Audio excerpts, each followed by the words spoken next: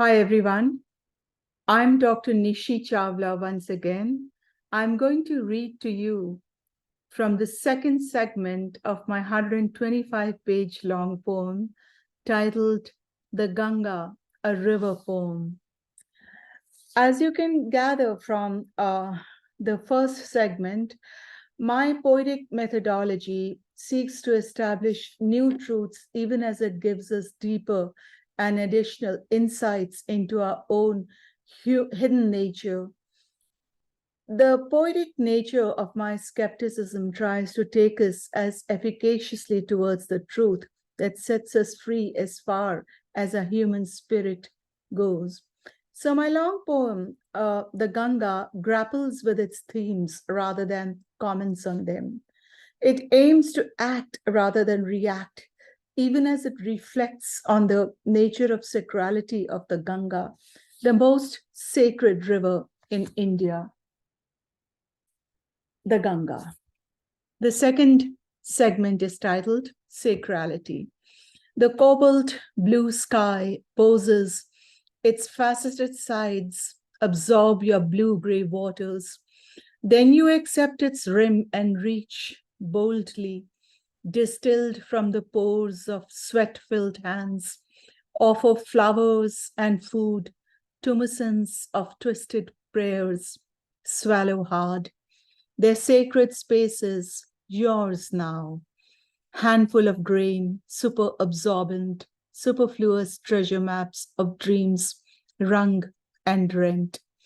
Into garlands of marigold or consummated pink lotuses, spikes that pierce the water's eyes with curved out hips.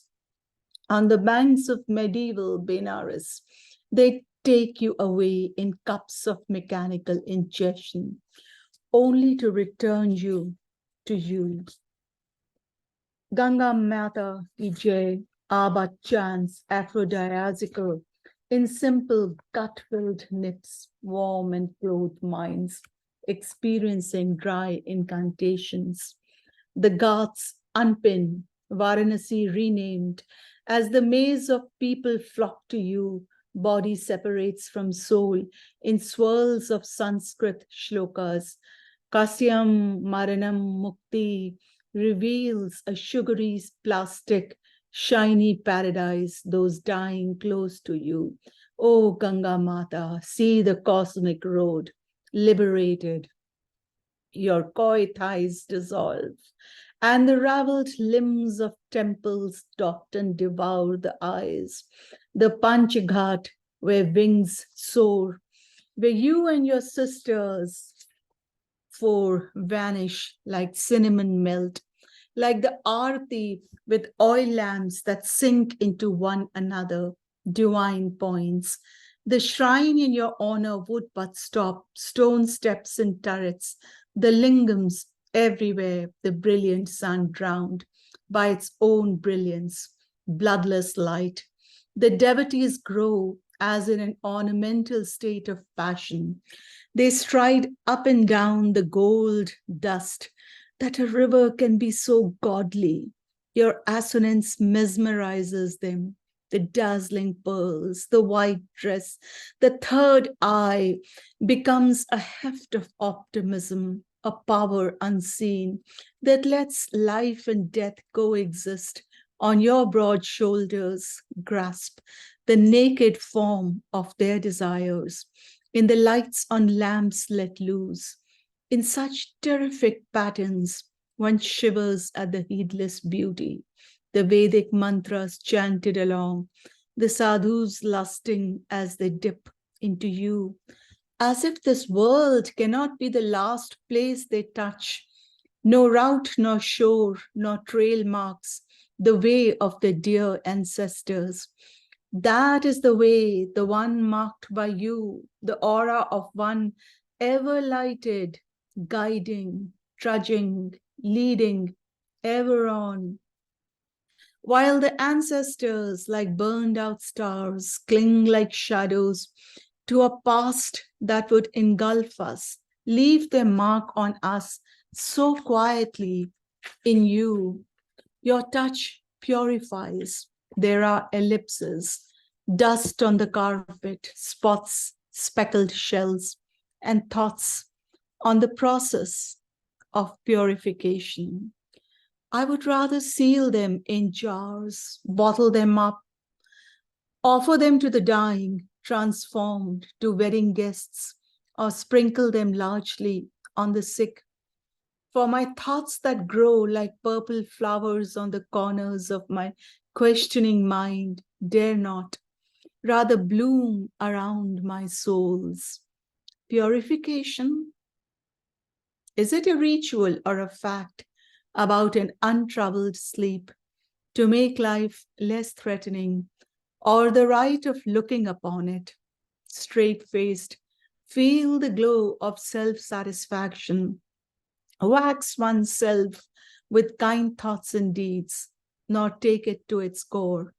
You would force us into it, though, caution us against the bustling, wide-eyed world, open us to a more palpable light. So would millions visit you, move us toward what will be new crossings, tirthas, feed pilgrim blood, new infusions. From Hardwar, your gateway, you enter the plains to Prayag, conjoining Yamuna and Saraswati, Kasi to Ganga Sagar, enter the sea. Hari bol, the chant is unsplashed. Drink your waters, neither ribboned nor scalloped. Worship indecipherable meanings, or wait for the crossover from life to death. A translucent blue pulls at the currents, a weary wandering ends, begin anew, a journey, color of a moonless dark, peace hanging slow, yet slaughtering the sharp-edged passages, lining its dull shores. Brilliant flames crackle moment by silent moment, while you throb and wait for each day to set as the blaze falls to embers and the truths written in the mighty Upanishads come alive. For all of us born out of water, our souls primal, shaped by your churning. Your liquid rhythm sunk in flesh as Brahma offered his sacrifice in Prayag, a bustling Allahabad city of your word.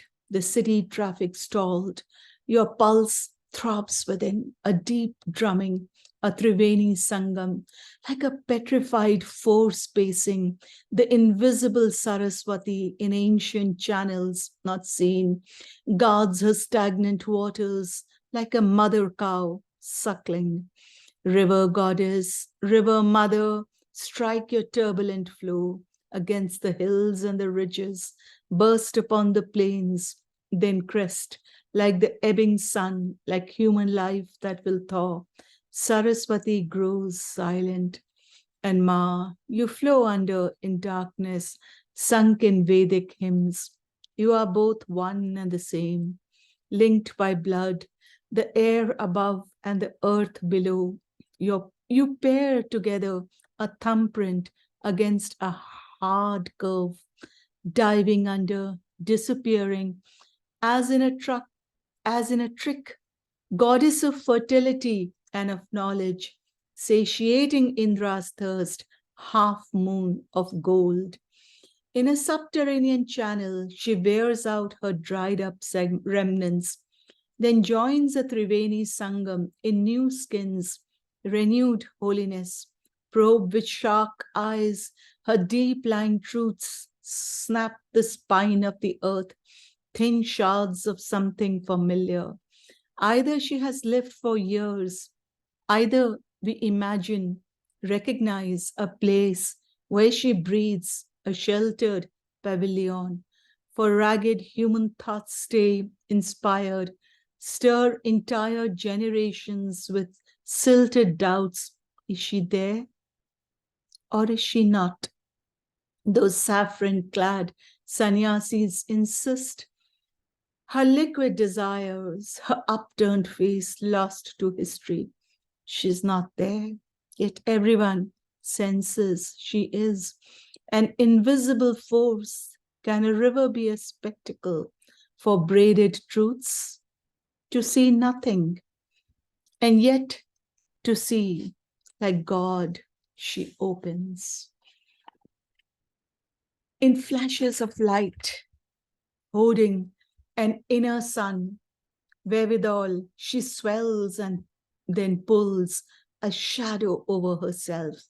Truth, as one perceives it, braided left and right, looped, then running through a cavity like pulling a shadow away from its direction, until her limbs start waning from excess of energy, until she prefers the visceral response, until she pulls out neck and spine, until she enthralls both divine and human truths she discloses in ritual chanting, unearth it, her dry throat in utmost light, then dark again. Even the mud gets erased, along with the empires and dynasties born on Allahabad soils, painfully, diligently vanished, declared extinct, civilizations that hurt, bleed on their own painful sagas, and the ancient betrayals on its plains, the endless nod of humanity, the wild, wild look of memories attached to the starlight that gazes starstruck when you join her as the ghosts scuttle, gathered in orchestral silence. She retreats, pondering on her own grave, a Saraswati lost, a new confluence found, a new world inside an old. And then you leave her behind with only a rumbling, low rumbling sound, bearing the shifting weight of your own magnificence, a counterpoint, a melody, a soft whistling, an incoming, a merging at Kumbh, since the shifting of empires has added new depth like a chrysalis. Literally, it breaks out, offering a kind of hint as masses surge toward a gleaming premise. No setting to ponder, simply march on. Every 4 times, every 12 years, a fusillade of devotees rushing, stomping, assembled and gathered in a vast prayer to you. A Kumbh Mela is a loud, explosive prayer chant, not the kind to sing in soft terms, a magic means to seek you out. A rotational device is a kind of opportunity for pilgrims suffused with wander love, wander to Prayag, Haridwar, Ujjain, Nasik. In sun-torched glory, they bend to touch the water, eat it, drink it, bathe in it, stockpile it in all its kinds of pronouns, rub it all over with a sweet, melancholy music. Ardh Kumbh and Mahakumbh come alive in meaning amid smashed buildings and staccatos. Such eagerness is tuning to God, the backscatter of positions, the sun and the moon aligned with Jupiter, creating, organizing. An urn, a kalash, carries your nectar, starts fights between gods and demons, sky-clad sadhus and Hinduism drunk philosophers, all set on rage by the river gods. You cast your spark and shadow, and for a fickle glimpse of divinity, they swing upon stars. So even your waves exchange glances, wonder at ritual baths, devotional singing, chats, and talks on religion as darkness closes in. Under the glare of the sun, the saffron sheets emit their healing properties, grow heavier with each slow step, the ash powder peeling. It shines with power and glory, sacred like their ceremonial baths, slowly deteriorating into a scramble. Barricades laugh life cheats so many. Stampede on the riverbanks turns the sky above to a sort of red. Only the dead and a few curious ants sensing death. Only the smell of the water. But you seem to be in no rush. The sun sinks, the melee curbed, the street dogs smell, senses stirred, the earth has changed, but not you. There is a sacred touch here, your sense of calm, gritty poise, and unchangeability, a vaporous fume, a promise of our truth. That is never the same, that remains a simple melody, sung over and over again, bitter and also sweet, strung on a high note, rung steadfastly from within us, step by gentle step, grains of truth emerge, a curious coursing. Sip it gently, or awash and running uncontrived, a slow, deliberate stance, or an inebriated show. It hits where none could justify its happenstance. It has a gravelly syntax. Yes, truth does. It walks back and forth, then turns around to change as you change, as your waters change. As you move on, giving us a witty notion of flux, you seem to translate it for us, like each drop being wiped out by the next that follows. It erases all marks, all ideas, all thoughts, blood and bone, promises and hopes of ever returning, then returns with the crescent moon. Your silence speaks and squelches. It rattles the invisible bars like a dual language contest. Borders break you down, the grammar and grid of its pounding. You wear graveyard flowers on your bosom. You seem disempowered, hollowed out in turns, like a drip painting that recedes yet stays familiar as one's underbreath, as the rudiment of one's shadow lodged within us rises above and runs down, spilling left and right in spectral shades as in a dream arrived. You become, you are becoming, you stay, you leave, your ancestors become ours, multiply, reunite. This is your true element. This is your source. This is ours as well. You are the root. You are the surge. You are the root music piping within us. Mukti, a release.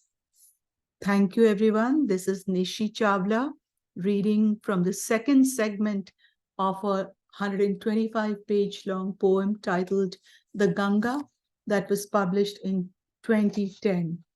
Thank you.